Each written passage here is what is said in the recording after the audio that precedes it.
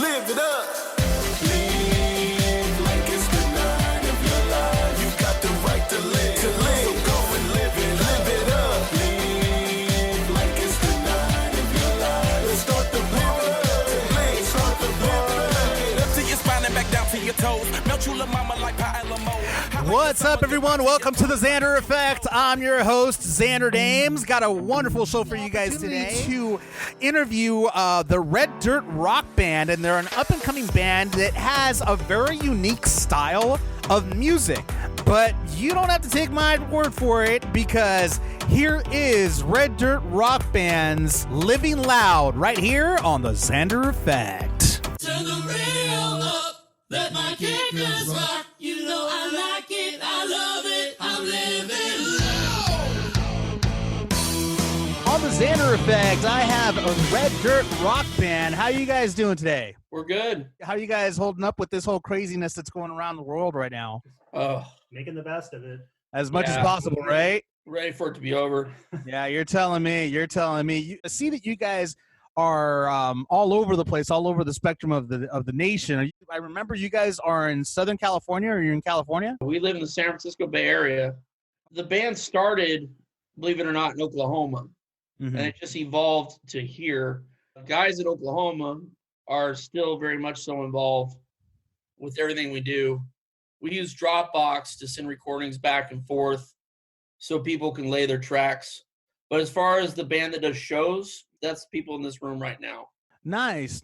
And so you guys have a very interesting genre. You were able to mix a little bit of country rock and hip hop all together. Like, how did you guys come up with that kind of a mix right there? That's a very interesting mix.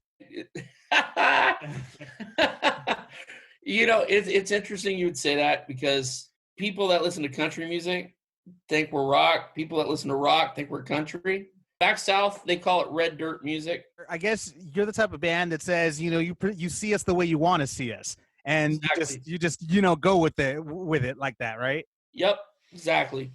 Nice. So, how did you all get together and form this band to begin with?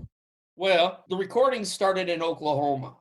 I was stuck there in a little town of about 5,000 people, and my cousins would come over, and we'd sit on the front porch of my house on Grand Lake in Grove, Oklahoma, and we just jam for hours and hours. My dad thought we should start recording, so he purchased recording gear, and we did.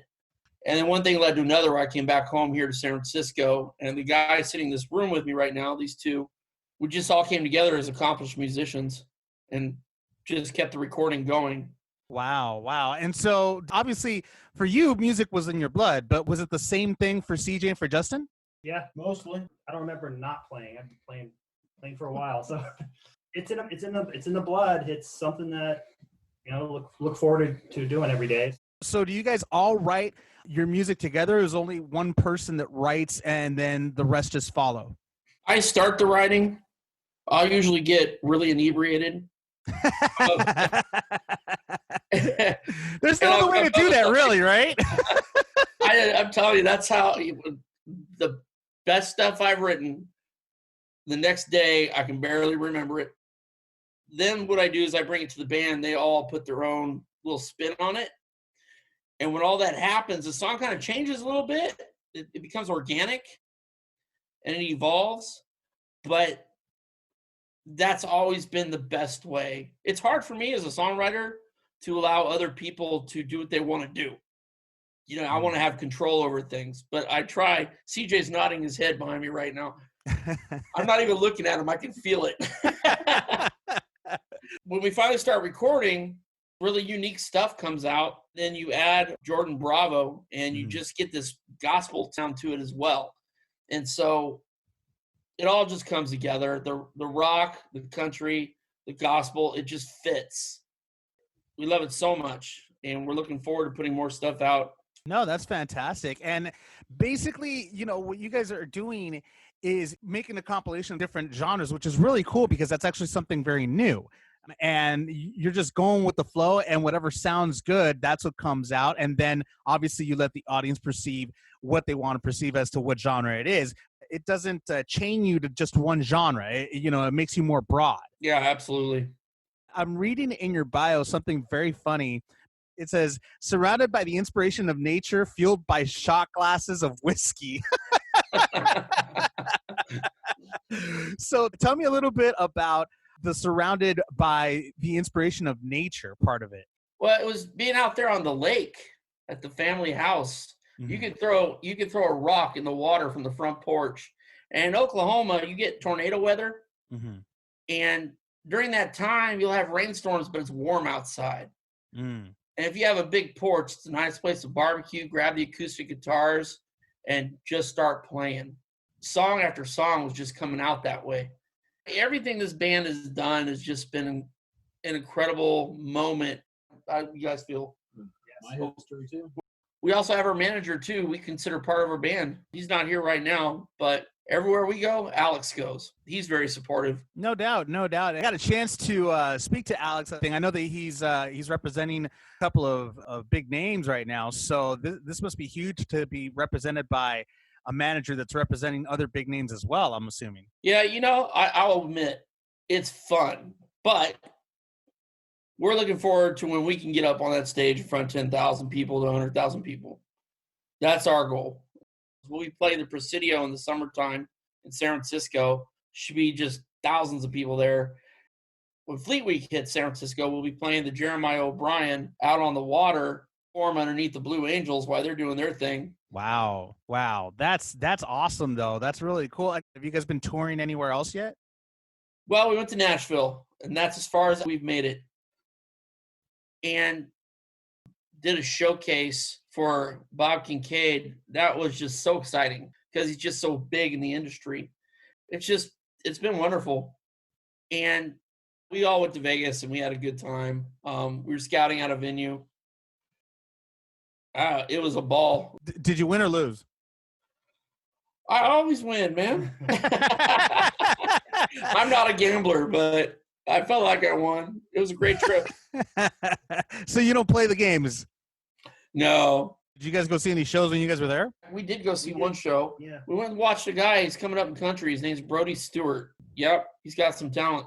I think country music today, Yeah. the Jason Aldean types, they're changing country music. It's a positive change. It's good music. And at the heart of it is rock. You're right about that. It's funny that you say that because I always see that every generation has a different style of country, but it doesn't get worse. It actually gets better. Red Dirt music, depending on whether you're from Texas or Oklahoma, it's consistent. Red Dirt that came out of Oklahoma was like 70s rock mixed with Southern music, Southern rock, if you will. And it's never changed. It's always had that edge to it. And when my dad recorded his 2 albums, he did it with Steve Irby. And Steve Irby, before him and my father hooked up, was the keyboard player in a band called Moses.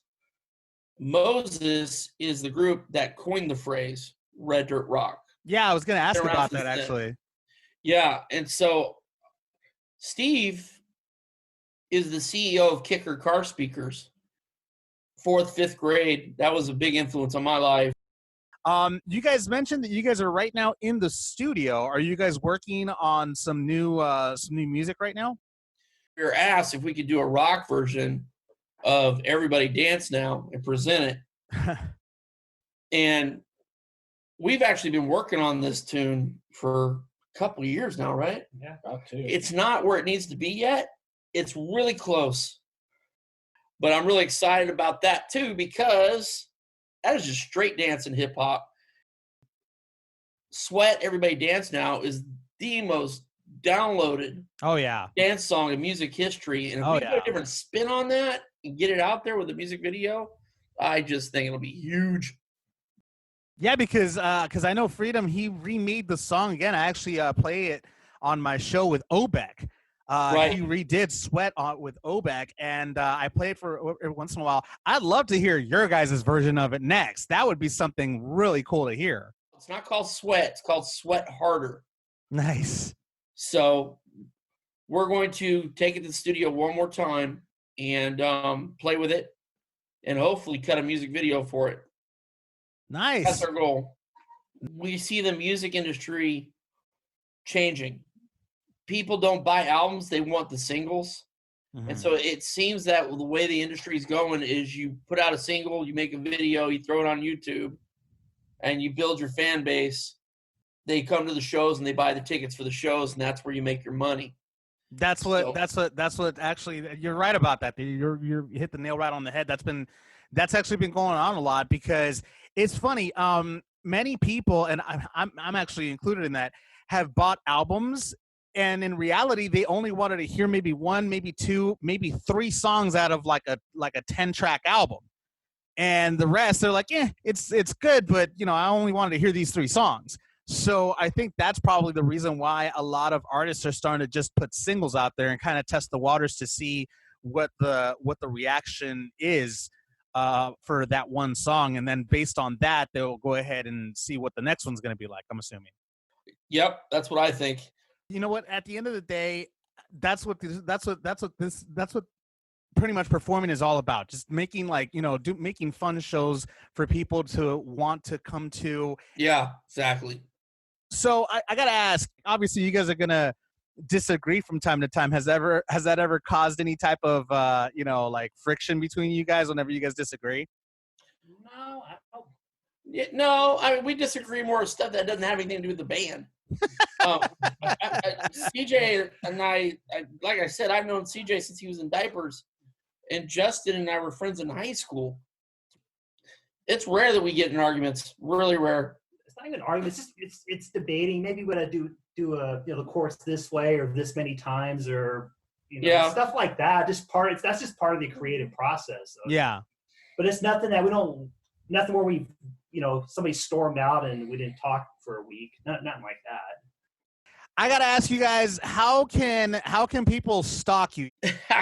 The band has a Facebook page, and we also have a Red Dirt Rock Band Instagram page.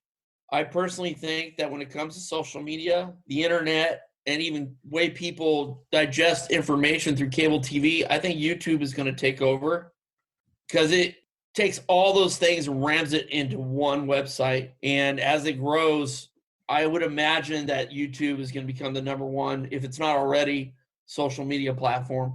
Well, that's a bold statement. We'll see what happens with YouTube, and we will definitely see what happens with Red Dirt Rock Band in the coming months. Hopefully, after this crisis is over, you guys will be touring again, and hopefully I'll see you guys right here in Southern California, here in Los Angeles. Check our website. You'll find it.